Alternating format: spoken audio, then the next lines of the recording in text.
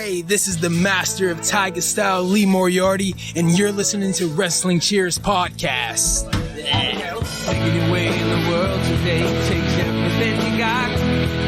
Taking a break from all your worries sure would help a lot. Wouldn't you like to get away? Sometimes you want to go where everybody knows your name. And they're always glad you came. You want to go where you can see that troubles are all the same. You want to go where everybody knows your name. And welcome back to Wrestling Cheers, where everybody knows your name, especially when it's your last time to call in. This is Wrestling Cheers. We like to talk about things going on Northeast Ohio independent wrestling scene. We preview shows, we review shows, and sometimes we even have interviews along the way. This is our very last listeners episode. I'm your host, Justin Summers, and Wrestling Cheers is brought to you by Midwest Territory.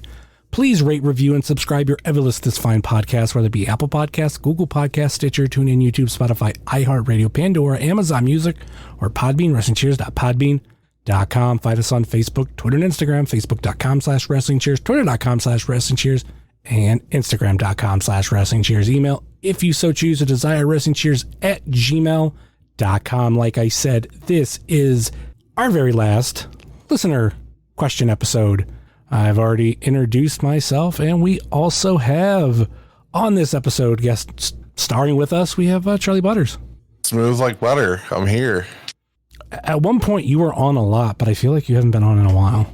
Yeah, well, that's, the whole thing is to limit my appearances so that I'm worth more, right? Get that ratings bump. So you're worth more. Sure. Right. Or there's been a lot of times I've been recording on Mondays and Little Butters is busy. Yeah, got the old guide moving along, just chugging with interviews and reviews and craziness. So it's a madhouse over there. It's not as crazy as Hayabusa, but it's pretty crazy over there at the IW Guide house.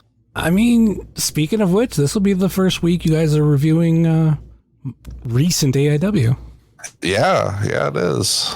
It's like 2 weeks behind, but we're there, just other commitments got in the way, but I'd say it was supposed to be just a week behind, but yeah, then I looked at my schedule and I'm like, oh, well, actually we have we have our buddy JCP on. I don't want to bump him.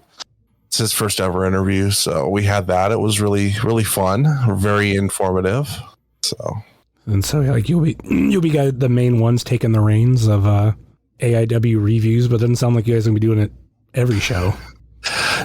Not necessarily. I mean, we're going to try our best to do every show that's, available. But, we have a schedule that we've kind of already committed to with interviews. So at least for the summer, it's going to be a little bit more sparingly. I think at least once or twice a month we'll do an AIW review. There's potential to do more because we did launch the Patreon. So we could always do the interview for the Patreon and then do a review as well, do like a double recording week, which I don't know if they're excited about it, but I'm excited about the possibilities of that so that we can have even more content. I tried to explain to the rest of the group that means there could be weeks that we just put out that interview and we don't have to record live. So They then kind of seem to perk up about that idea. So we'll see what happens. It reminds me of that 1 month during quarantine where I did all my interviews on a Saturday for a month. And I mean, for those who don't know, I did 4 interviews on one day. I spent the next day editing all 4 interviews and basically gave myself a month off afterwards. Set every episode ready to post on the right day. So it was shit was coming out, but I wasn't doing shit. Work had been done. But that was the advantage of the pandemic to where wrestlers were at home on Saturdays. Yeah, nobody was working, so it was easy to just line them up all in a row. Now it's I've had a couple that we had to move around. I think the most hectic one was Philly and Marino so far because we had to move it from a Monday to a Sunday and then fiddle with the time to do it earlier than usual because people wanted to be in bed at certain times. So Josh, No. It was actually one of the tag team members. Oh, okay. So. I was like, the other old guy. But no, it worked out fine. I'm trying to think anybody else. The other one that was kind of difficult was coming up the runway. I had to like work around some scheduling with that, but so far I think it's going to be okay. And then Tom Dunn might be another difficult one because his schedule is weird. So, but yeah, for the most part, everybody's been pretty available on Mondays. So figure most people are just sitting at home watching Raw anyway, so why not, have a fun conversation for at least an hour of it, not be bored and want to just scream at the television for that hour. People still watch weekly wrestling? I mean, yeah, I watch AEW every week, but it's like half background noise, half me paying attention to some stuff. WWE, I have no idea. What I see on Twitter is what I see. Yeah, I can't even really commit to AEW. Like it was one thing when I was kind of enjoying like editing Pod Van Dam and then putting my tablet onto AEW, and I would obviously have my headphones on listening to Pod Van Dam to figure out like what needs to be taken out, and I would have Dynamite. It was either on mute or like a very, very low volume where I wouldn't hear it over my headphones. But if I saw something that like piqued my interest, I paused the podcast. I would like be like, oh, okay, let's watch this segment because I've been kind of looking forward to it. Right. But yeah, I can't do it anymore. And it's not anything against those, any company actually, not even just those two, even like Impact. It's just, I had been doing it for years, especially in like podcast formats of like covering wrestling and all that kind of stuff. And when I stepped away from doing those shows and started concentrating on this show, ironically, that I was just like, okay, like I'm done watching stuff, because I felt like, especially with my work schedule, I was like, I work 5 days a week, but I work 10-hour shifts. So that's 50 hours. That's 10 more than a regular person. And it's like to spend all that time on any wrestling, unless I'm going to a show. But like the weekly dedication, it's like I could be watching a movie or another TV show, or you know what, I could just go to bed early or whatever, just free up some space. Yeah, I think you're at that point. You sound like me a year ago when I was burnt out and just didn't want to do anything. I think once you shut everything down, give yourself a nice break away from all wrestling for a bit, I think you'll eventually get that urge to want to watch something or that, and maybe you'll dabble back into it. But I feel you. I get where you're at with it. I mean, when it comes to watching, it's just I stay up to date with social media and podcast. Like they tell me like the things I need to know, to where I don't feel like I need to be that dedicated, especially too now with like there's wrestling like every night of the week, which is, that's a great thing. But also like, when the fuck am I going to do other shit? If I am not dedicated. I think there's like a certain, I don't know, like for me, it was like, so yeah, you can keep up on stuff on social media, but it's always going to be tinged by whoever you read that person's tweet and their feelings about it, whether it be overly positive or super negative. You won't get that true, like, how do I feel about it situation. Whereas like when I do watch it now, there's certain things where I feel a certain way about certain stuff, and I don't go and like post it on social media necessarily, but like I feel differently than like when I do see other people's takes. I'm like, well, my take was nothing like any of these other takes I've seen out there. So I'm glad I saw this myself, because if I would have read this a certain way, I don't think I'd be nearly as invested in this as I am just watching it myself. So I feel like there is like a slight tinge to social media where like it's not as good as experiencing it firsthand and just coming up with your own formed opinion, because you're going to make your opinion from social media off of somebody else's opinion that's already slightly tinged it one way or another. You know what I mean? Oh no, I'm not mean like that with social media. I'm talking about like video clips, like WWE in between like Twitter, maybe a little bit on Facebook, but I know obviously YouTube as well. Like there's a lot of those clips out there, even now at TikTok too, where they'll post kind of like the highlights you need to see. And then even just this past, Friday night, where I was like scrolling through TikTok and it was right around 9:45.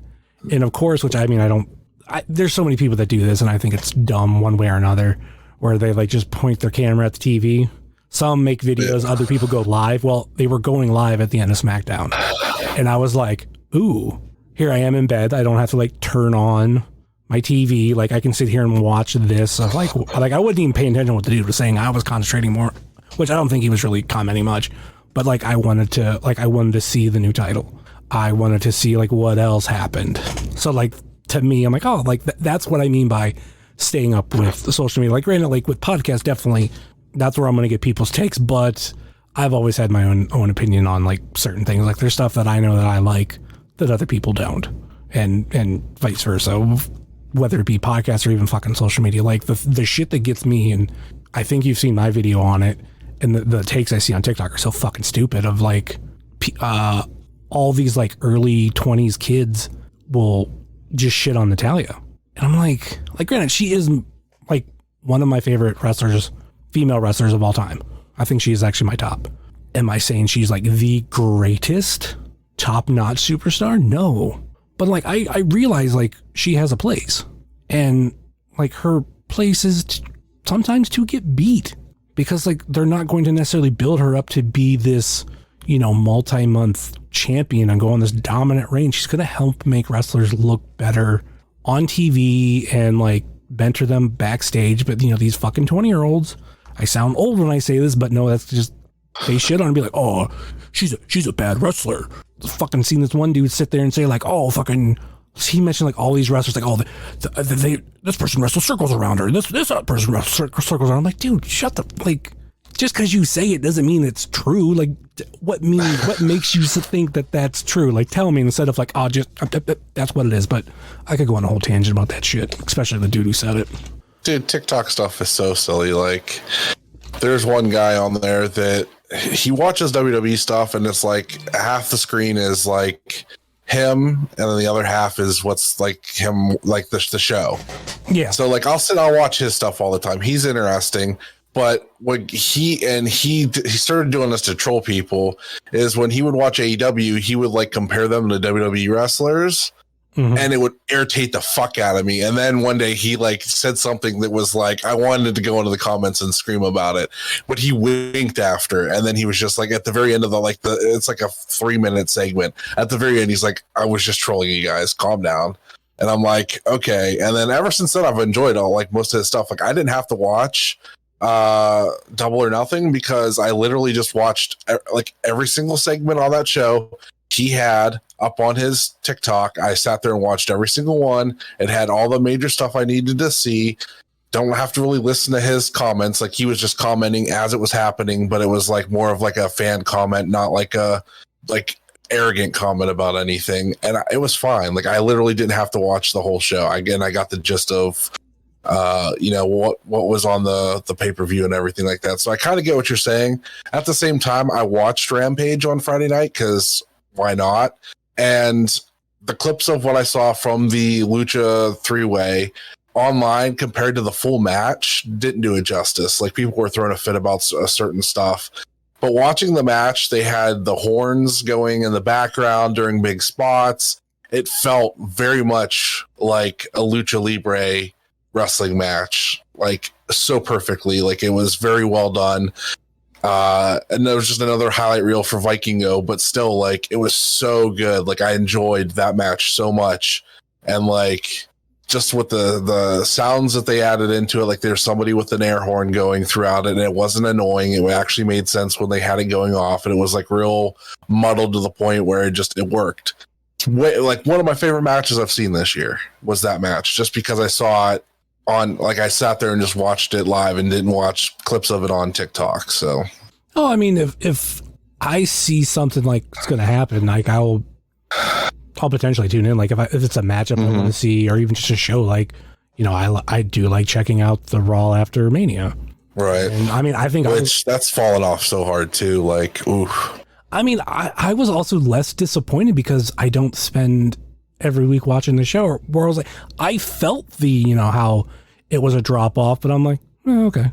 Yeah, I mean, everybody kind of like, I think we had it on in the background or whatever while we were doing stuff. I'm just like Josh was just like getting visibly frustrated because nothing was happening. And I'm like, they're done with it. They're not going to treat it special anymore because they couldn't control how they wanted to control it. So now it's nothing. You're not going to get anything. So I mean, it's whatever. I also think with the past like handful of years, there's been other factors of why they haven't done anything. Like there was a while where WWE was kind of in a nice, good cycle of things that would happen throughout the year. And then, wrestlers would go from NXT to Raw or SmackDown, and it was healthy. But then definitely when the pandemic hit, like it threw the brakes on stuff, and then go everything with who's controlling the company and all that kind of stuff where, it doesn't seem as streamlined as it used to be. So you're not getting those types of call-ups or debuts or whatever. Dude, so I never have wrestling dreams, but I had a wrestling dream the other night that woke me up, and I was livid when I woke up from this wrestling dream. And it was a weird wrestling dream, but I was livid at the end of it. So Matt Cardona in the stream beat Derek Dillinger for the Intense title. No. Dude, it was so bizarre. It was like so hard to explain. So first of all, it's a dream. I don't know what it means, but it was like a high school lunchroom. There's like the long tables, that like the fold down tables, like, for lunch, like the people sit at. Mm-hmm. So it was almost like a meeting was going on, but then like Atticus Cogar was there, and him and like 3 other wrestlers, and who else? Somebody else showed up and like said they were taking over AIW, and I like looked at Thorne and was like, are you fucking serious? Like, why is this happening? This is stupid. This is the dumbest fucking thing you could do. And he kept apologizing to everybody about it, but it was happening anyway. He was like, just trust me, it'll be all right. But like, it's got to happen. And I'm like, no, this is fucking stupid. And then I woke up and I was so fucking angry. I don't even remember. Dustin Alberti was with Cogar. He was part of the group. And I was so fucking angry. I don't know why. I don't know how this all came about, what was going on, even for us to be like, to be at this place. It was so fucking weird. But yeah, I woke up, I was very angry. That was like the first wrestling dream I've had in years. So yeah. Jesus. Yeah, I don't know why that was a thing. So was this before or after Atticus Cogar versus Matt Cardona? I have no idea. No, so this was like Friday night, Saturday night, Thursday night, somewhere like that. I don't know. The last couple nights. Okay, so happened. It was after their back and forth. Okay. Probably, but at the same time, like I gave 0 fucks about that because can't stand either one of them. So I really hope they decide to have like an exploding ring death match in the middle of an ocean and the whole fucking ring sinks. But I don't know if that's a work. I think that there's some like legit fucking. I don't even care. I don't. I hope it's legit, and I hope they fight each other in a parking lot somewhere, in a fucking Waffle House parking lot. You care enough to have a dream about Atticus Cogar? Yeah, but Cardona wasn't there, so I wasn't happy that Atticus was there. So it's not like I was excited about this situation. Just more upset about how I was going to ruin wrestling, or ruin AIW for me. Then I woke up and I was like, oh, that'll never happen, but still, it was pretty fucked up. I mean, crazier things have happened in AIW. Don't say that. Stop it. Matt Cardona is a 2-time absolute champion. Yeah, that's true. I mean, but that's whatever. Thing is about all that is there's some signs that Cardona is like a good dude. I'm sure he's a wonderful human being to all of our friends and everything that have said so backstage that he's a great guy. That's fine. I still don't have to like him. I don't like anything about him. He doesn't interest me. He could put over every single guy in AIW that I like and make them look like $1 million, and I still won't give a fuck about him. I still won't care about him. He just does not interest me. And that's coming from somebody who liked Ricky Shane Page for how long? It's coming from somebody who liked canceled wrestler Joey Ryan for how long? Like, he just doesn't have what interests me in a wrestler. So if he started using his dick... It was more than the dick flip, honestly. The Joey Ryan and Candice LeRae and PWG was awesome. That's really the main reason why I enjoyed Joey Ryan for so long. But I don't know why we're talking about. I don't know why I brought him up. I shouldn't have brought him up. God, how much do you think Candice regrets that part of her past? I mean, she dodged a huge bullet. Hopefully, she wasn't one of his victims. Yeah, it's crazy because I know there was a handful of like notable names that was one of his victims. Mm-hmm. I never really cared that much for him. Like, he was entertaining, blah, blah, blah, blah. But, like, I never went out of my way to, like, buy anything Joey Ryan. Like, nothing. Like, I don't even think I have an 8x10 with him. I don't have a picture with him. And he was at AIW. Mm-hmm. I think the only thing I ever had that he might be on something that I got from one of the subscription boxes, not Pro Wrestling Crate, but one of the other ones, because Marco Stunt was on a shirt that I wanted. Yeah. And I know he like Joey Ryan's on like the poster for that month, which is like everybody combined, but I don't fucking remember even what his shit was. I don't. All right. So yeah, dodged a real bullet there. Yeah, but it's just going back to just like, yeah, I mean, I'm sure he's a nice person, whatever. He does nothing for me. Like I don't care about any of his matches. I mean, if he has an entertaining one here and there, okay, that's fine, whatever. But still not going to make me a fan of him. It's just, I don't know what he, short of, I don't even think that would make me a fan of him. I don't know. There's really nothing that make me a fan of him. Like, I don't know. Show me on this micro brawler where he touched you. My wallet's not on that micro brawler. No. Oh, he took your money? No. I do have something autographed by him too. Like, I have a poster with him on it autographed from One Step Ahead because I named the show. But okay. Yeah, I was like, what the fuck? That's the only reason I own that is because I suggested that as a show name, and then it became a show name, and I was like, well, I have to have the poster from it, and I could have got the poster with Thunder Rosa on it. But I was like, no, I want the original one when it was first announced, because that's the one that like I saw when it was announced, and it was One Step Ahead, and it had him on it. So it's the one I got. Yeah, I don't even have that one. I only have one AIW signed show poster, and that's from the first J-Lit. Currently, it's in a, it's not stored away. Well, stored away as in like not hanging, but it's in a plastic bin. I have a couple from AIW. I have like 2 or 3, and then I have a bunch from Black Label Pro, which I recently was having a discussion about how they were my number one indie promotion before the pandemic. I love them more than I loved AIW. And since the pandemic, they've fallen off so hard to me. I don't like Black Label Pro anymore. Like, I don't pay attention to.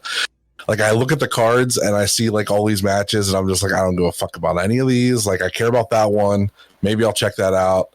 Care about that one, maybe. And then like, I never check it out. It's like they're not for me anymore. I don't know. So you don't want to go back to Black Label Pro? No, I'm good. I don't need to go back to Black Label Pro. I would rather go the other direction, go to Pittsburgh, see Enjoy and see 880. That's what I'm into right now. Yeah, but Pittsburgh doesn't have Portillo's.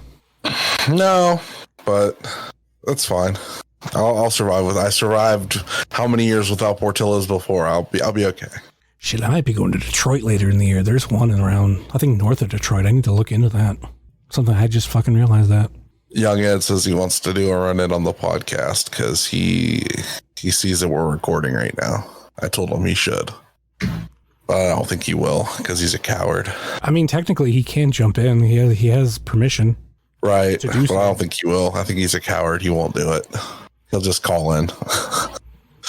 And I don't have the window up for it. So like I wouldn't, like, he could pop in like right now and I wouldn't notice it.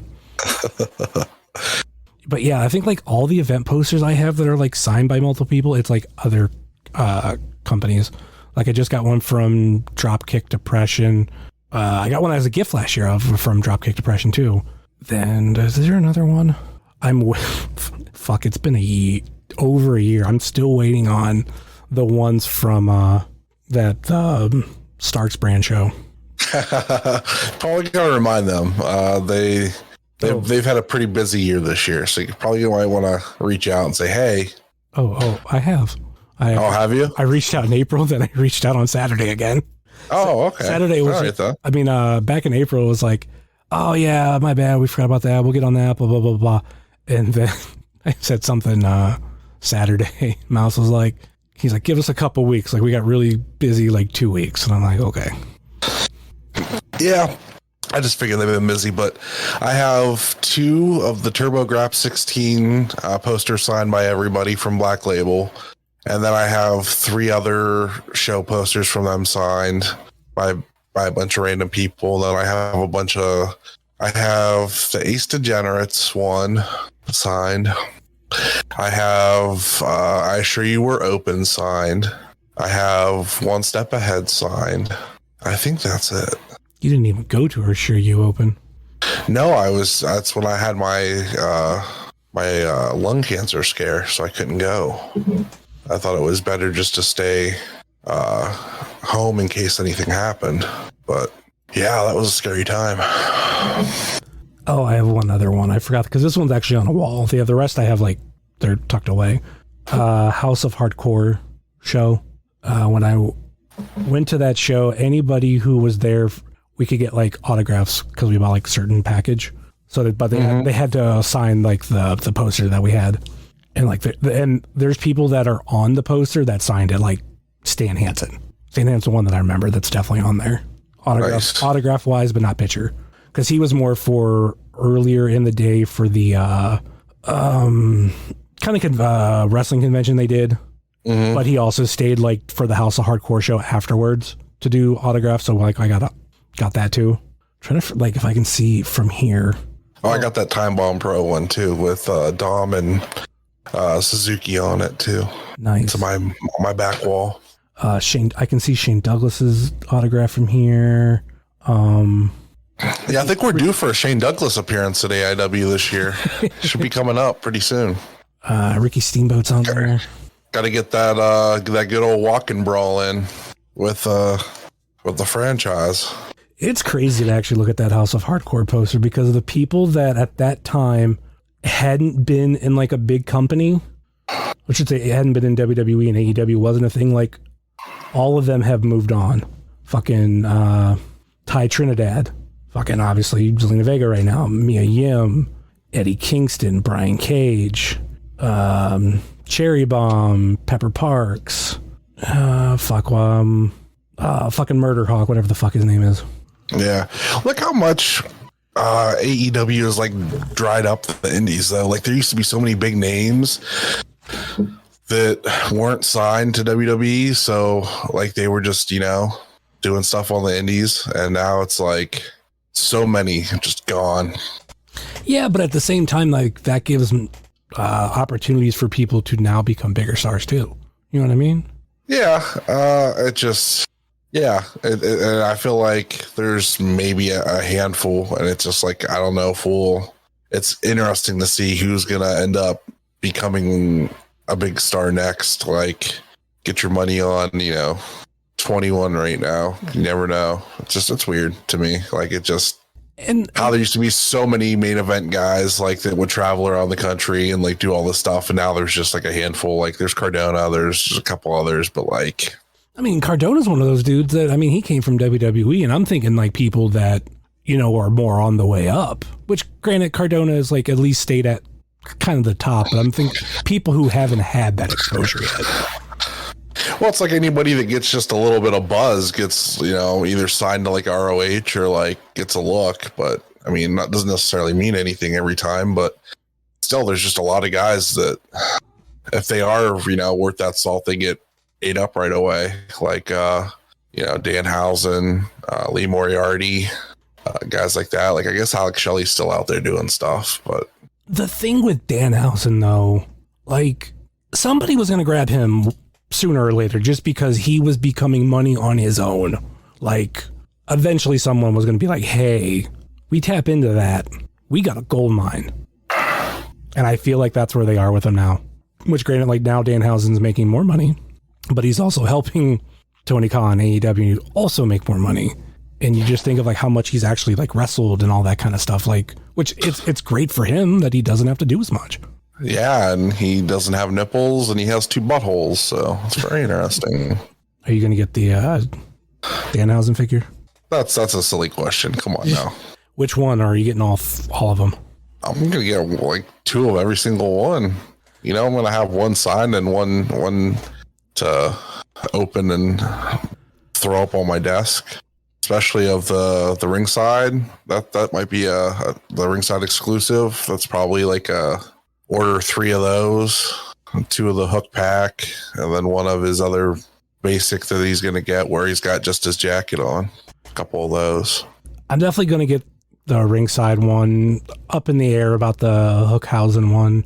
And then I think with the regular packaging one, that's one that I'm going to hope to find in the wild. Because I still genuinely enjoy having that experience of walking into Walmart or Target and like seeing a figure I don't have of somebody I really like and go, ooh, I want this. Like, so it's so rare that I do that, but at the same time, like if I did, like even if I had already gotten them online and I went into a Walmart and they had Danhausen on the shelf, I would still buy him. Like just, yeah, because that feeling is amazing. And I would definitely want to do that and post about it. So like, I think one figure I want to have real ease finding is that Walmart exclusive Eddie Kingston. Because like, I just seen a lot of people bitch about it. And I'm like, I don't give a fuck. That's Eddie Kingston. So if I find it in the wild, I'm picking it up. And if everybody's bitching about it, you just made my job easier. So there's a Walmart in PA that's by my work. It's like, it's near a college town, but it's usually always fully stocked with AEW and WWE figures. So if anytime I'm looking for anything, I just tell a couple people from work what I'm looking for and they keep an eye for me. And if they find it, they let me know and I go pick it up. So, cause it's like, it's not super duper busy like a lot of these other ones are. Mm-hmm. So. Like my ones in my area, like obviously we have Time Capsule, so we have a bunch of collectors in the area. So like any store in the area usually gets hit pretty hard first thing in the morning. So when I look, it's like, oh, you know, there's 8 million Hangmans. Like you'll find like some Dark Order ones here and there, but if they're gonna ramp up like they say they are, and they're gonna have tons of figures on the shelves this fall, I think it'll be pretty easy to find Eddie and find, you know, Danhausens and stuff. Mm-hmm. Oh, yeah, I think. But yeah, the ringside exclusive. I didn't have money to pre-order any of them right away, and I'm like, it's fine. That doesn't mean anything. Like they're gonna have them in stock for a while. Like everybody was buying the hell out of those 2-packs on the AEW 2-packs on Amazon that are exclusive for how long? And if you go look at some of them now, they're down to like $22 for like Jungle Boy and Luchasaurus. Who was it? Kenny Omega and Hangman was down to like $20 for a while and then jump back up. Like, so you just gotta watch. Like, you just keep an eye on them and they'll drop in price and you can just snag them for next to nothing. Like the Young Bucks are $30 now, but some places still have them for like $70, and it's like, dude, you can get them straight from Amazon for nothing. So you just keep your eye. That's all. Like, but the ringside one, I'm definitely gonna buy a couple of those. Like that one is like the really really nice one with the really nice packaging. And I say it every time. It's so crazy to think like how far he's come. Oh yeah. Like, but you knew this was coming. Like, eventually we were gonna have all this, and that's why like having him at Toy Hio and stuff like that was so great, because it was just like, oh, it's every 3 months or every 4 or 5 months. It's like, oh, Danhausen's going to be there again. What do I have for him to sign? What's new that he's cooked up that's fucking crazy that I need signed to add to my collection? And all these figures will be out before October, but he won't be around for a while. So I think he might do an in-store signing, maybe Time Capsule will get him for an in-store. Because I don't know with how Collision's going to be now, if he's going to be even available on Saturdays anymore. So hopefully we just get him for like a nice in-store once a year or something. And I'll just bring all my shit for him to sign. I mean, even with like the popularity of Danhausen, like I didn't think we would get all of this, like, you know, back in 2019 or even 2018. It's just crazy to see just how much he's blown up. And I did enjoy like helping him out for Toy Hio this past one, because it's like, I have a very good rapport with him, and seeing him like be around so many fans at one point, just he's very humble. Like I don't know if I've ever heard anybody say anything bad about him. Like he's always been down to earth.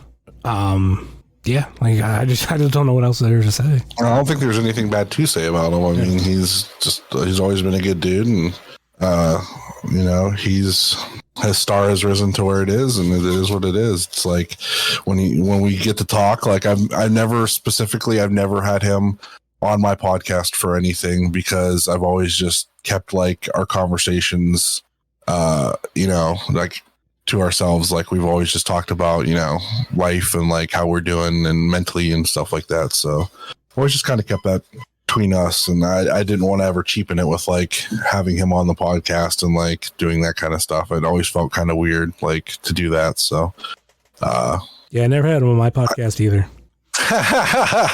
No, I mean, you know, I got to be there when you interviewed him for like and stuff, so that was cool. So like I didn't need to have, like, I wanted to, don't get me wrong, I wanted to, but at the same time, like I didn't have to. So I just kind of was like, you know what, maybe I don't want to. I don't know. I was always wishy-washy. So he may eventually someday become like that big regret that I never had him on, but it is what it is.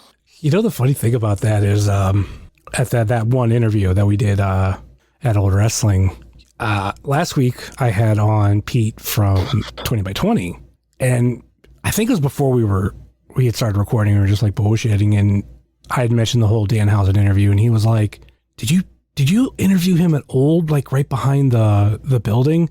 And I was like, yeah.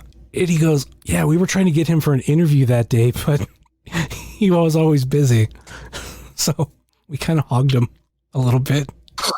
Well, you know, that's just how it goes, because we knew him first. So haha.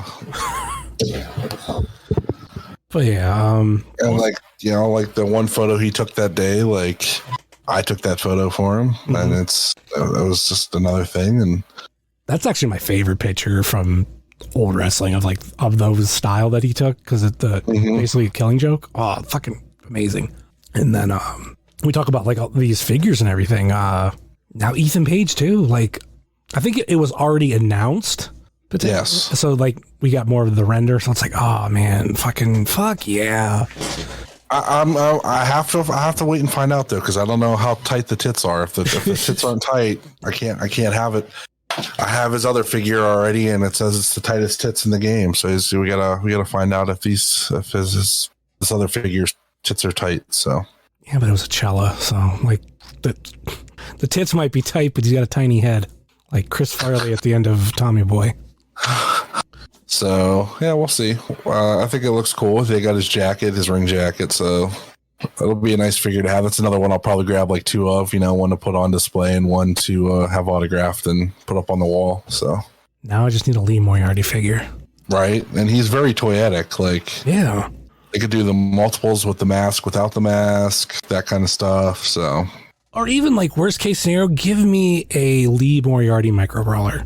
Like I'll settle for that for now, but love to have something like that for Lee. 'Cause that's another dude. He's very similar to Danhausen, of super humble and easily one of the nicest guys. I don't know. He's always been mean to me. So, well, you know what he told you? You can't do that. He was mean to me on Twitter like 3 weeks ago. What are you talking about? Not even just then. He made fun of the clothes I wear because he looked like Carlton. I don't know. He likes me. I don't know. I'm the only person he follows in his backup account, which is his Apex of Combat. And it's because, like, remember when he was on TV and his Twitter got banned? Something like that, yeah. I was the person that said, like, hey, he has his old account here, and he followed me, I should say, and it is him. And obviously he got everything fixed, so, but yeah, that, still, like, just a really great dude. I think if I ever had, like, put together, like, a top 5 or 10 of, like, nicest wrestlers, fuck, it would be hard. Because there were some genuine I'm going to have to fist fight him next time I see him, so watch out, Lee Moriarty. I know you're listening. It's on. Former guest of the show. One of the guests of the Saturday interviews.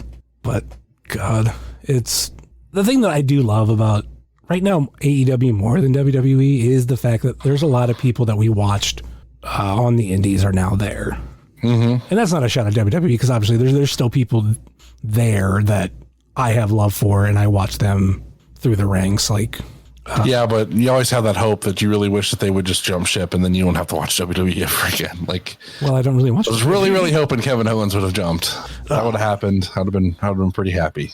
What's his name? What's DJZ's WWE name? Joaquin Wilde. Joaquin Wilde. Yeah, thank you.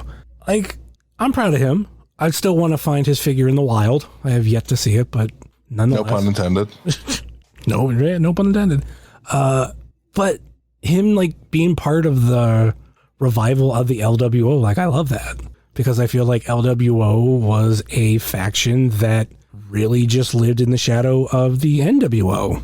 And now they have an opportunity to actually do something, like actually like make a name for themselves. Because if the NWO came back today, and let's say that, you know, the LWO is not around, then they're going to be living in the shadow of everything NWO. But LWO was like a blip, and they now have the opportunity, and whether, you know, it happens or not is, you know, questionable, but they got nice possibilities. And I think it's crazy to see Selena Vega as a face. Isn't Roman Reigns' group just the NWO? Until there's like Bloodline Black and White and Bloodline. I mean, there technically is because they all just left him. So now it's just like him and Paul, and like the other three are separate. I don't know. I feel like there's some the red and black and white going on right now. I feel like we're in that era of whatever that group is. It's just the NWO.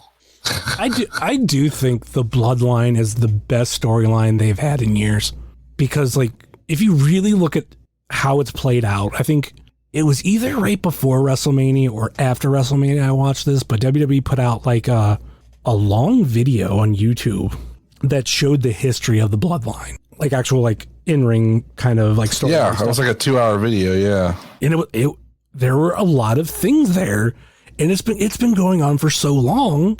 And there's still stuff that they kind of call back to, stuff that's like, yeah, that might have happened a year and a half ago, but oh, here it is coming back around again. Like there's a lot there, but I think it's a long-term story that WWE has just never been good at. But somehow this is working. You know what else is working? Them phone lines.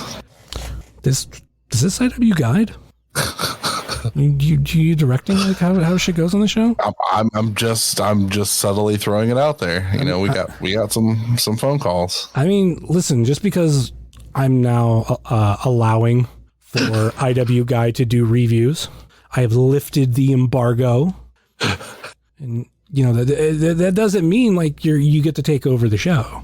I didn't even get first dibs on picking the bones of Wrestling Cheers and taking what I wanted from Wrestling Cheers. So I don't know. Like apparently we could just walk in with voicemails and just pick whatever we want. Hold on.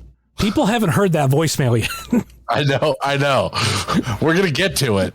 Some bullshit. I mean, that could lead down a whole different rabbit hole, but we actually have a social media question. We actually had a question asked on a Facebook. So yeah, we have a button for that. So we'll hit it. Just that. I forgot that one's not long. It's the phone call one that's longer. We have a comment from Joe Hursky, local AIW fan, also fan of the Major Wrestling Figure podcast. Knowing what you know at the time of recording, what's your Absolution card looking like? So, you know, basically like predictions. Okay. So obviously Broner and Broski. Broner and Broski. That's gotta be on the poster. Yeah. Derek and West for the Intense title. Okay. Bitcoin versus Money Shot. Maybe 2 out of 3 falls for the tag titles. Dom versus a big name. Maybe Kenta Kobashi or Bryan Danielson. Or Samoa Joe. You know, whatever we can cook up there. Speaking of cooking, and do you got that crack done? What's that? I said, speaking of cooking, do you have that crack done? Because obviously you're smoking it. I don't know, man. Why not? They're asking for my card. This is what I'm giving you, my card. That's what it's looking like. What else are we gonna throw in there? Obviously Kaplan's gotta have a match. Maybe him and Big Sam round 2. That'd be cool. Ooh. I don't know. Like, if we're not gonna get students till September, I'd like to see maybe some type of student battle royal or scramble or something. I think that'd be kind of cool on the card. Maybe throw in like an Alex Price in there or something like that. Alec Price on the card somewhere. That'd be cool. When's the last time we seen him? Was it I feel like it was an Akron show. I don't know. Was it Absolution? No, it was Cleveland. It was Cleveland. It was the Cleveland 216 show. Oh yeah. Okay. He was in the intense scramble. Yeah, that's all I got. You know, maybe yeah, I don't know. I think that's all I got. Maybe Steph DeLander and Joss and Ziggy and somebody in like a 4-way women's match or something. That'd be cool. I'm thinking Steph versus Joss round 2. It's definitely possible. Bishop's got to be on there somewhere. I don't know where we throw him. Maybe him and Justice versus PME. That'd be good. Yeah, I like that. Because then they would take out PME and we wouldn't have to worry about them in the main event. Yeah. So we see CTE reunite and Bishop and Justice versus PME. CTE versus PME. That's what I got. What do you got? Okay, obviously, absolute title. That's set in stone. Mm-hmm. Derek in West. That feels like the match. Yeah, with their history, it makes sense. Is there anybody you could throw in there though for a triple threat? Janela would be the only one I would, but I don't think you need to. I think just having them two with their history, especially with the Chandler Biggins Cup and everything like that, and then with what happened at Gauntlet, I think that's the money match. Tag match. As much as I don't care for that match, I'm sure it'll be fun, but I'm not on the top of my list of matches I wanted to see in AIW. But tag match, I feel like that's going to be it. I think it's going to have a stipulation. I don't know if I'd go 2 out of 3 falls, but do you go Duke as the special guest referee? That could be interesting. I know you've had some ideas for a while about that. Yeah, that could intrigue me. What if we do like where the Duke is in a cage suspended? A shark cage? Yeah. Suspended above the shrine? Could you imagine that? Could be interesting. After that, trying to like fill out the card with other stuff. Definitely something student wise. I wouldn't mind seeing Shaw versus Sam 1-on-1. Kind of like the best of that class going up against each other at Absolution. Because actually, I'm trying to think. I know they had a match prior to debuting at North Canton, but I don't know if it was against each other or they had separate matches. Nonetheless, I think that would be great. I've even said too, but I don't think it should be done. It's weird that I still want to see it though.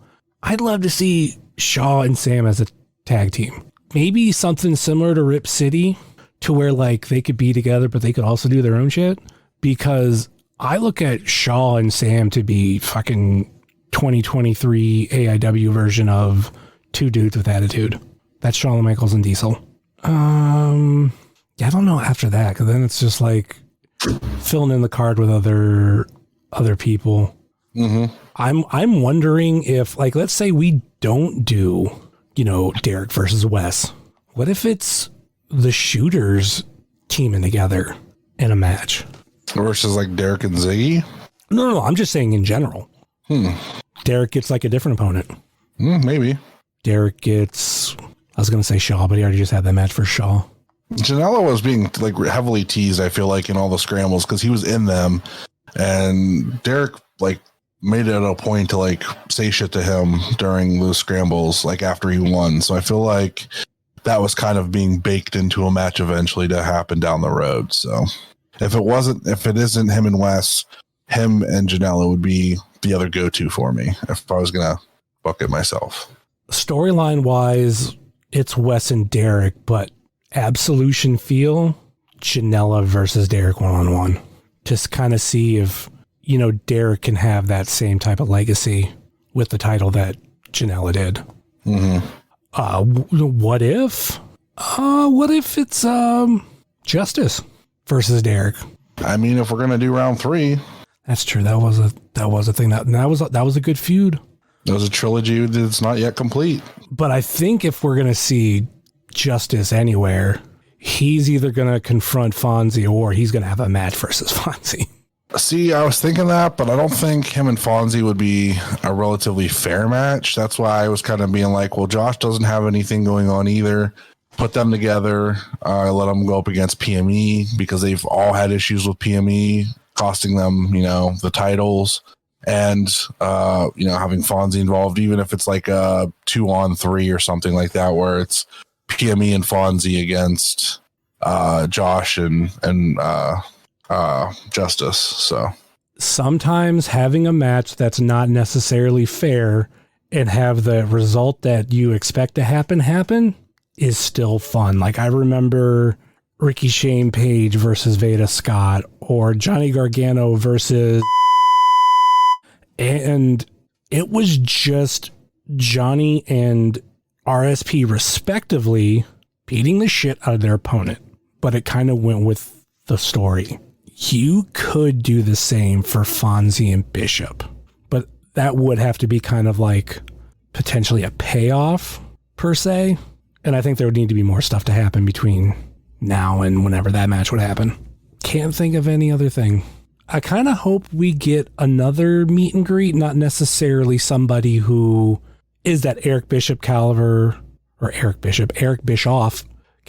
to where they're going to be there for the meet and greet. Someone who's like maybe on the card, somebody who is like a bigger independent name, is coming in for a match, maybe against Dom, and you know, they're a cool meet and greet. So that's our one social media question. Let's get into the phone calls, and we're going to start off. You know who didn't call in this time? Should say before we even start. Who? Zach. I think he's traveling right now. That's why. He might be traveling for work or something. So I know he's out on the road.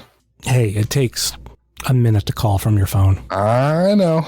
The last time he called ours, I had to mess with his volume because it was so bad. So I don't know what was going on with his phone. So yeah, kind of sad. I was gonna kind of bug him and be like, "Hey, you want to call in?" But I was like, I know he's been busy doing stuff, so you know, good on him. But yeah, no Zach this time. So we're going to start off with Reese. Hey y'all, this is Reese. Hope y'all are doing well. So this was the final listener, call-in episode, and I see Justin, you lovely human being, you are with Mr. Charles Margarine, another fantastic soul that I both know. I have 3 questions here. I'm going to triple dip just because, okay. First question is, if you have to choose one moment in wrestling that you were there for live, what is that one moment that holds such a seminal place in your heart? It doesn't have to be indie wrestling. It doesn't have to be just indie wrestling, I should say. It doesn't have to just be major, quote-unquote, major league wrestling. Excuse me. Just which moment live will you say you were not only thankful to have been there live for, but you would have paid double to have been there had you known? My second question is, I forgot them. Hope you don't mind if I call in 2 more times at the most for forgetting my questions. Actually, pulling one out of my hat right now. If let's say you have a pet in the future coming up soon that you are going to acquire, what wrestler would you name that pet? Just curious. And yeah, probably going to call in a second time to get my third question out because I completely forgot it. Love you guys. Hope everything goes well. Love you, Justin. Love you, Charlie. Yeah. Sorry, I kind of bungled this. Hope this makes for entertaining listening at the very least. Okay, Reese did call back, but we'll get into his questions first. Favorite live moment that you've been a part of? Oh, that's tough. It is. Like, the first thing that comes to mind for me, and it's not necessarily a moment. Like, it's not like there's something I could point on TV and go like, oh, it was right here when this happened. The very first pay-per-view I ever went to was Unforgiven 2008. I had second row seats right by timekeeping. And this was actually not only the first pay-per-view I've ever went to, the first televised event I'd ever been to. Because prior to that, it was just like house shows. I think maybe I only went to like two. One in 94 and the other one like 98, 99-ish. And when we were about to like go down to our seats and I saw the stage and everything, I kind of got choked up because that was like the first time I had ever like experienced it. So that's one moment that is the first thing that came to mind, but it's not necessarily I could turn on the DVD and be like, I was right here at this moment. No, because it happened way before everything started. Well, man, if I had to choose, being it all in was insane. That felt super special. Getting to see Okada wrestle, getting to see everybody in the main event wrestle, even though it was cut short for time. That show felt special. I thought of my one moment. I kind of forget about this because like at the end of the day, it was a long night of wrestling, but I went to WrestleMania 33. And that goes kind of hand in hand with the whole pay-per-view thing. Like that was obviously as of right now, my first and only WrestleMania. And that was the night the Hardys returned. And my jaw dropped because I didn't think it was going to happen. The story that I've always told, and it's true. When that tag match started, of like when wrestlers were starting to come out, I had to piss really bad. So I was like, this is the perfect time. I can run, take a piss, come back, everything's fine. So I do that during that time. And then I'm like on my way back to my seat, and that's when the New Day comes out, and obviously, this is now a 4-way match, who. And everybody was like, Hardys. And I'm like, it's not going to happen. Like, I literally said that out loud. Then their music hit. My jaw dropped. Like, actually dropped. I couldn't believe it. And I think what made it extra special for me is I watched the Hardys main event 2 nights in a row before that. At WrestleCon Super Show against the Lucha Brothers, and at Ring of Honor the night before against the Young Bucks. That was a fun show too. But the Hardys coming back like that, big surprise, fucking ruled. So yeah, that's my live moment. My other moment would probably have to be when Eddie Kingston came back at the Odeon. Now, if we're talking AIW, I have two technically. I have 2 moments on my phone, video recorded from, at the time, my WTV.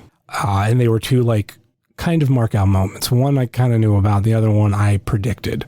The one that I kind of knew about was when Britt Baker came back last year. Mm-hmm. That I think was just a great moment and everything. But the one that I kind of predicted was when Nick Gage came back to AIW at whatever Absolution that was. And it happened almost exactly how I predicted it, of Tim Donst wins, but instead of his music hitting, it's Nick Gage. It didn't happen like as soon as he won. Like there was this delay. It was a good enough delay because it was just like you think, winner is Tim Donst, commentary's talking, and then the music hits. And I went nuts, but I openly told people, I was like, there was one time where Vado was a last minute replacement for a Men Are on the Lake show, and I like freaked out. I said, if Nick Gage comes out at the end of this show, I'm going to do what I did for that time for Veda, but like way more intense, way more crazy. So when his music hit, I went fucking nuts. And I love that moment. If we were to get another pet, what wrestler would we name it after? What do you got? I've actually been talking about getting a dachshund for a while now, and if I do get one, if it's female, I'll probably name it Zazzy after Zazzy Boatwright. Don't know if it's male what I would name it. Probably something else, but if it's a female, it's going to be a Zazzy.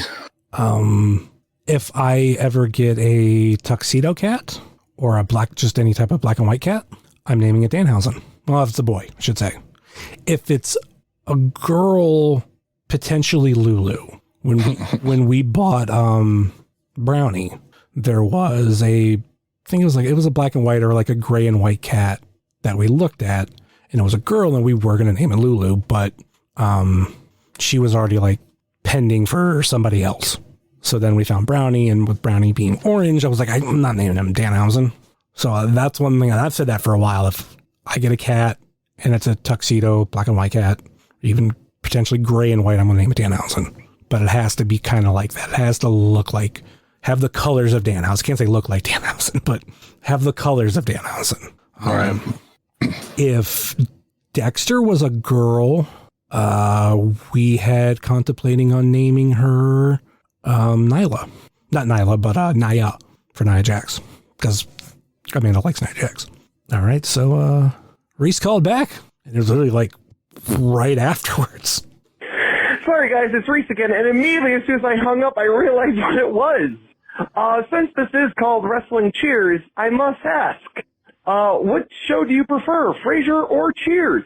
I grew up with both, and both hold a very, very, very special place in my heart, to the point where, since I'm a regular at my go-to bar, it fulfilled a childhood dream of mine for me to be the norm of the bar, where as soon as I come in, it's like, Reese, or some variant of that. So I was curious, between the show Cheers and Frasier, which one do you prefer? And if I may say, I think I'll take Frasier on that. No disrespect to Cheers. Woody Harrelson is one of the greatest comedic actors of our generation.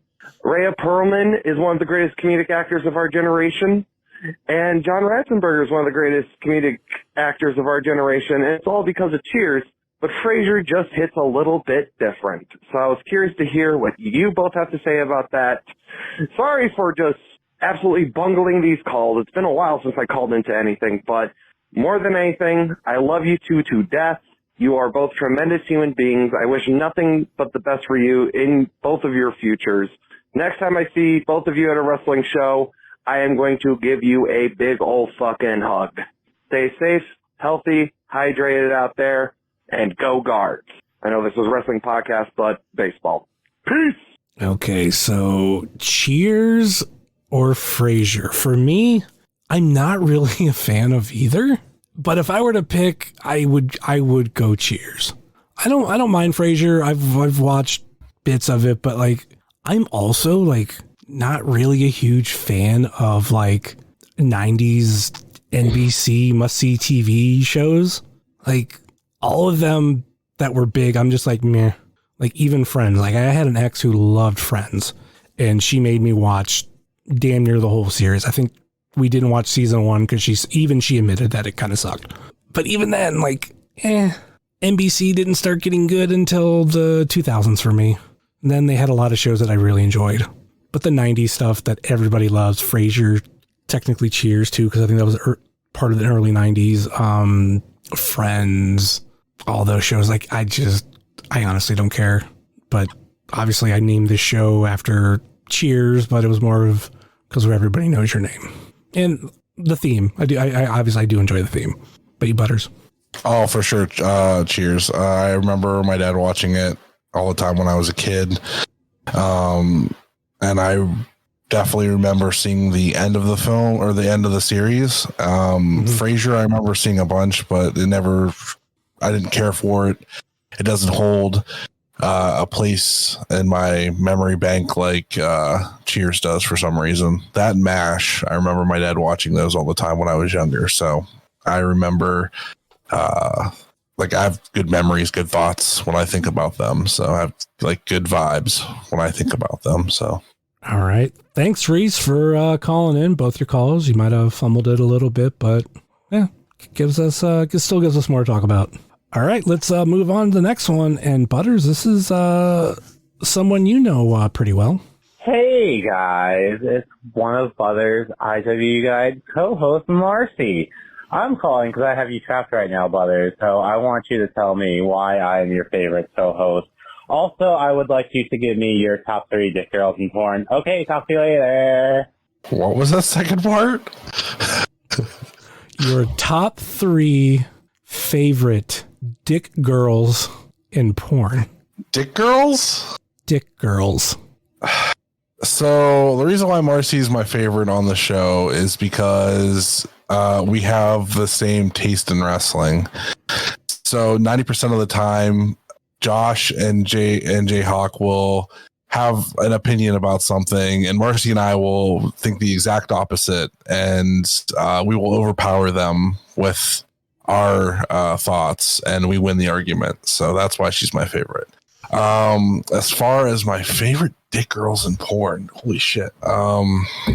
Dude, I don't know. Like, usually it's some OnlyFans type shit, so it varies. I can't really give specifics. Mm-hmm. Yeah, you know. She didn't ask me, but she's my favorite member of the show because, back when I was listening to it, and you had Statler and Waldorf just chiming off about things like two old fucking geezers. You at least had someone that was a breath of fresh air to help liven up the show.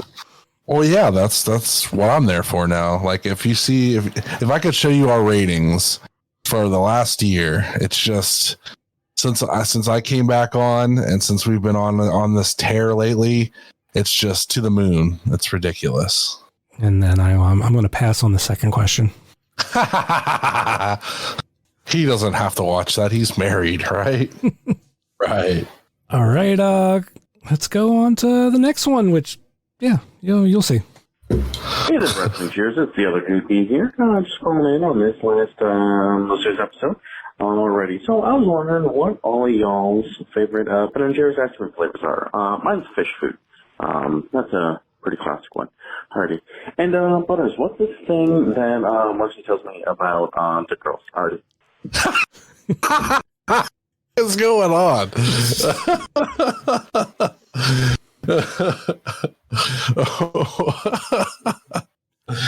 Favorite Ben & Jerry's flavor? That's actually a really good question. I hope you have an answer because I don't. Never had Ben & Jerry's. What? Have you not had Nope, Ben & never Jerry's? had it. Never had it. Why? Just never have. Never was at a store and went, oh, I'm going to get some Ben & Jerry's. It's never been a flavor for me. I usually just get like a cheap carton of like chocolate ice cream or like cookies and cream ice cream or something like that. I never fuck with like anything special. I used to be a really big fan of their s'mores. I think they brought it back a few years ago, even for, I don't know if it's a short period of time or what, but like that was my favorite that was actually my first, I think, Ben & Jerry's flavor I ever had.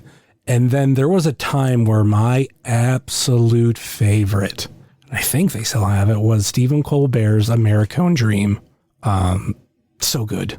And then I think they've had some newer flavors that I've had. I'm not big on buying ice cream, at least not right now. The one that I actually really enjoyed is the one that inside the thing of ice cream, there's like a shell of a chocolate shell, and you have to like let it fall a little bit and then squish it, and then you have like these bits of shell chocolate in there. It's really good. Talking about Magnum? Yeah. It's been a while since I've had it, so I totally blanked on the name. Let me see.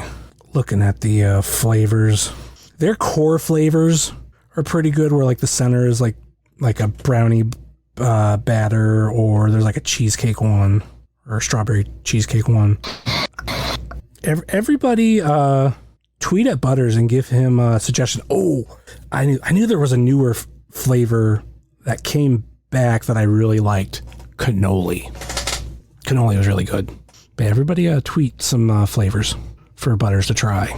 Half Baked is a big one that everybody likes. Chunky Monkey, and then fish food. Do you like Moose Tracks? Yeah, for sure. I think you'll like fish food. Trying to pull up it's chocolate ice cream with gooey marshmallow swirls, caramel swirls, and fudge fish.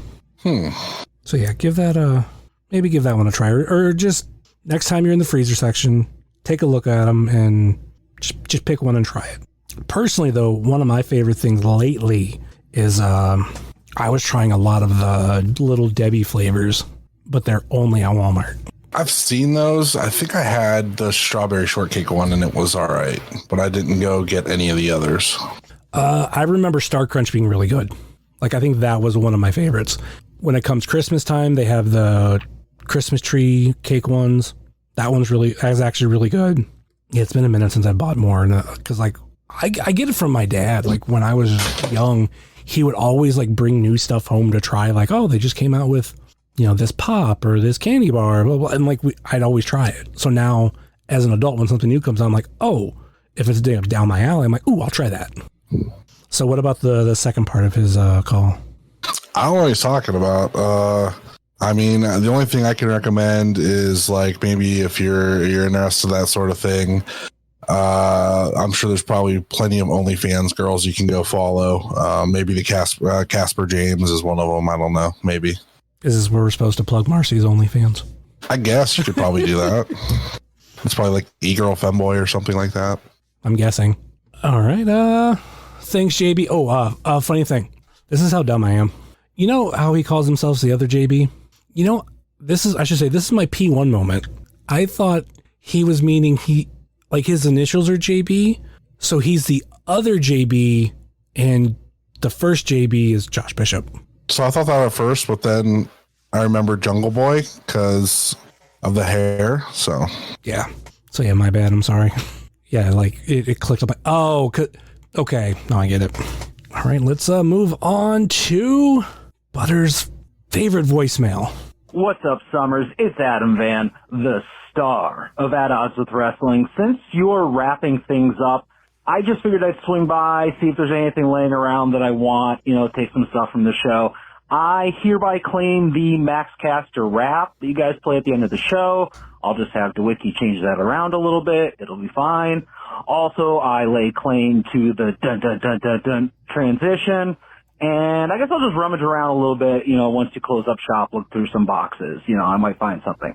Anyway, no questions for me, as I'm sure you'll edit this down for revenge for all the little silly things that I did, all the silly little bits, because I'm just a silly boy who loves bits. Okay, bye. I mean, you've stolen enough from other podcasts, so I guess you can steal stuff from this too. I don't know why he starts his thing by calling himself the pants shitter of At Odds Wrestling. That's really weird. I mean, we know Joe doesn't shit his pants, so it's obviously Adam that shits his pants, so it's weird. Super weird.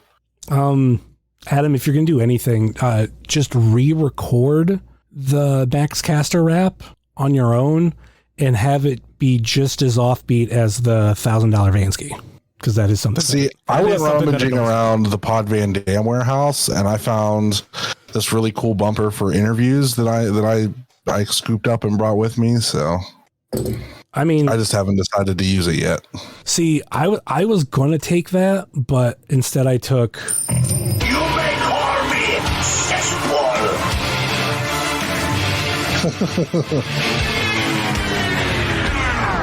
toilet. And also, it was like... Not the Dude Love one with the toilet flushing? Into the cesspool. Oh, yeah! I have that too. I like the... I went looking around the IWTV Guide warehouse and I found this. Jerry! Oh yeah, that was definitely boxed up and left in a corner somewhere. I stole this from the Not Ready for Primetime Wrestling box. It's nothing. I don't think there was anything for that show. Just two guys talking through a Yeti microphone on a table. Yep. Drinking some Monster. Yep. Good times. See, I'm actually disappointed that At Odds has gone the way that it has, because there was this like really nice thing that they were like reviewing almost every single AIW show. And it's kind of like, yeah, if you guys keep that up, you do like a little bit of a preview, which is fine, but AIW already covers the preview. So like, I can quit doing the show and no one would notice. But then they had to like, oh, we're going to cover Chikara and all these Miz movies. And it's like, oh, fuck. Now people are going to notice. Son of a bitch. Yeah, but I guess you guys came along and changed that. So yeah, we'll see how it goes. We do pretty well with our 880 and Enjoy reviews. So gotta feel Pittsburgh so much. Why don't you just move there? Dude, there's no good way to get to Pittsburgh from my place. Like, it takes fucking forever, and it takes forever to get home too, unless you get on the turnpike, and it costs so much money. It's so ridiculous. Dude, Easy Pass. Yeah, but then I have to have an Easy Pass. Do you know it's still a ridiculous amount of money. Do you know Easy Pass kind of, I think it's everything, but I'm not 100% sure, where it's like you basically get a 50% discount. Yeah, pretty much is 50% discount because it's going to cost me like $30 for my trip when I went down there the other week. And it would have only cost me like $12 or $15. So yeah, it would have been about that. The only thing I hate about Pennsylvania, besides, all of it, is that you have to pay to like just enter the state. It's not like, that's not like part of the toll where it's like, oh, take a ticket. Well, I guess technically now that's all, I gave PA credit that they are like not transaction. What do you want to call it? I don't want to say paperless, but they'll just bill you later. Unless it's like, they just send you a thing in the mail. Yeah. So, but I never want to pay, but I probably should do that when it comes. But it's not like the Ohio Turnpike where, as soon as you get on the turnpike, you take a ticket and then, you get to the end and you pay it. For Pennsylvania, like you got to pay to get in. And then later at a certain point on that turnpike, then it turns into, oh yeah, now it's going to start costing you. Now we're going to charge you like per exit and everything. It's like, motherfucker. Cause driving across that state sucks. I was happy when I went to Jersey for Dropkick that the fastest route was actually across 80. So I didn't have to take the turnpike. Yeah. I was like, oh, thank God. I mean, granted, I had to I should say I did use it in like the Jersey Turnpike, which I'm like, that's fine. But, ugh. All right. Thanks, Adam, for calling in. And I don't know what you're talking about with your silly boy doing silly bits. I don't know how you've edited anything of mine. I'm not sure how that works. But let's move on to the final call. And that's green button time, not pink button. We got Ed. Hey, this is Ed. So I just got back from ClossCon. It was a lot of fun. This is my first time. I didn't drink really at all. I was just incredibly stoned the entire time, and it was chill. I liked it. I had a really good time.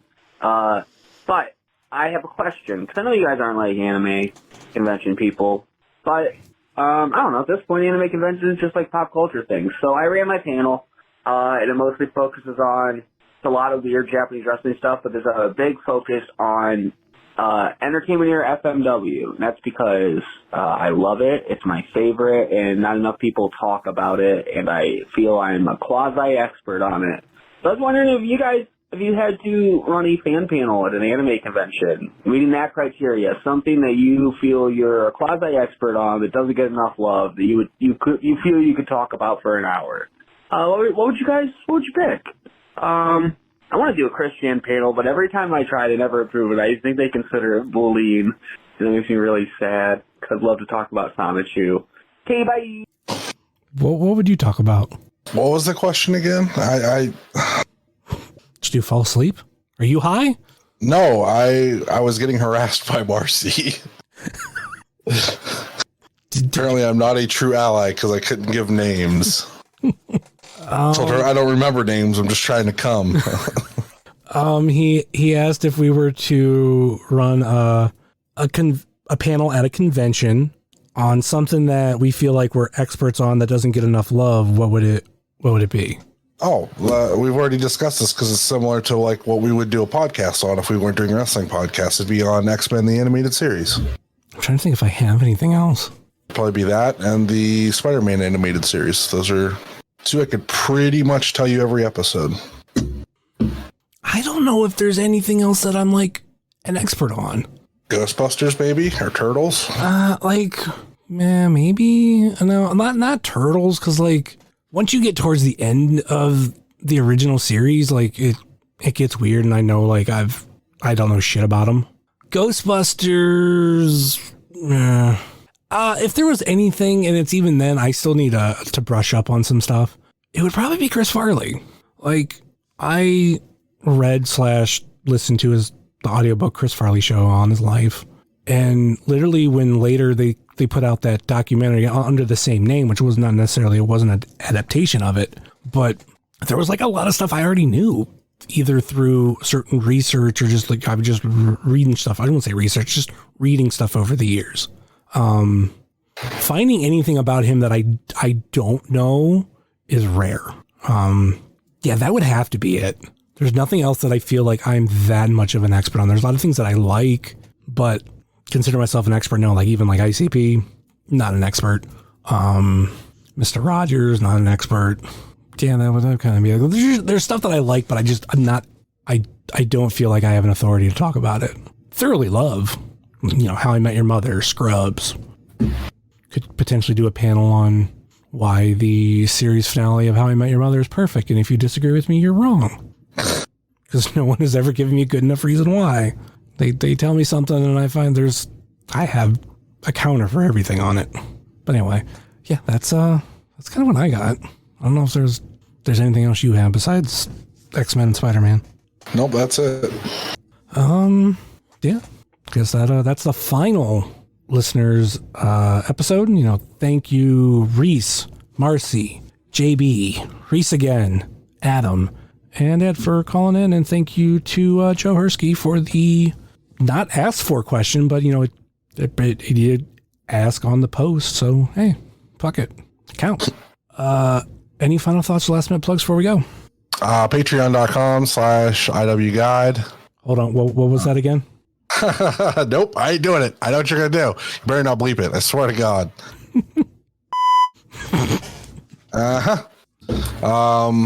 Yeah, well, that's about it.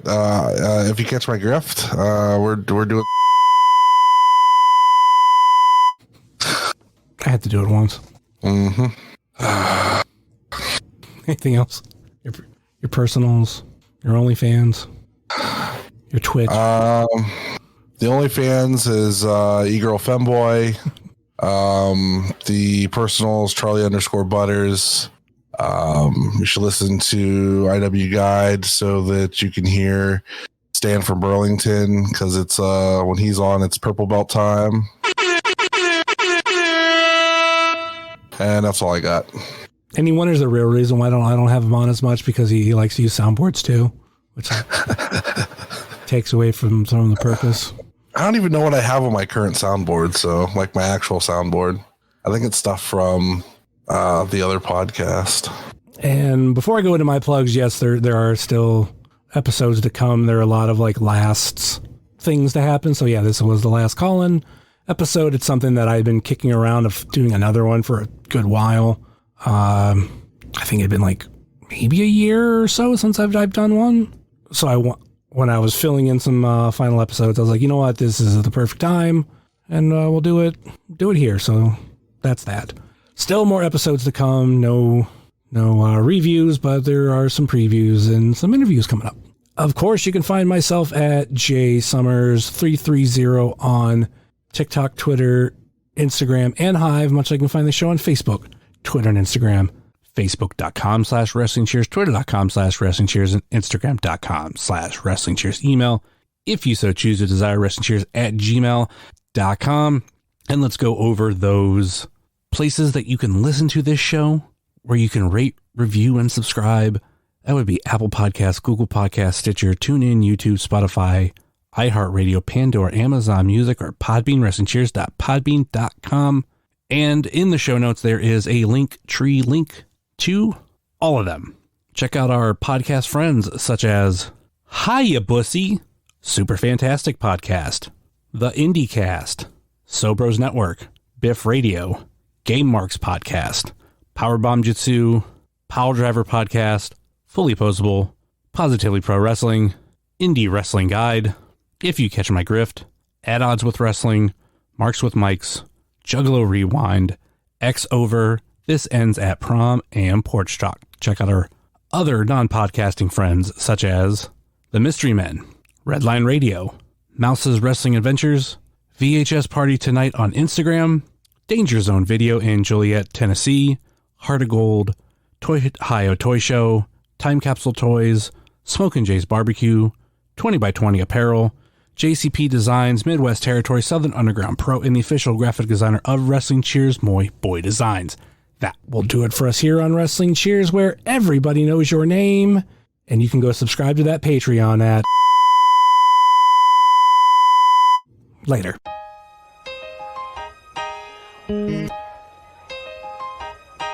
It's the wrestling cheers.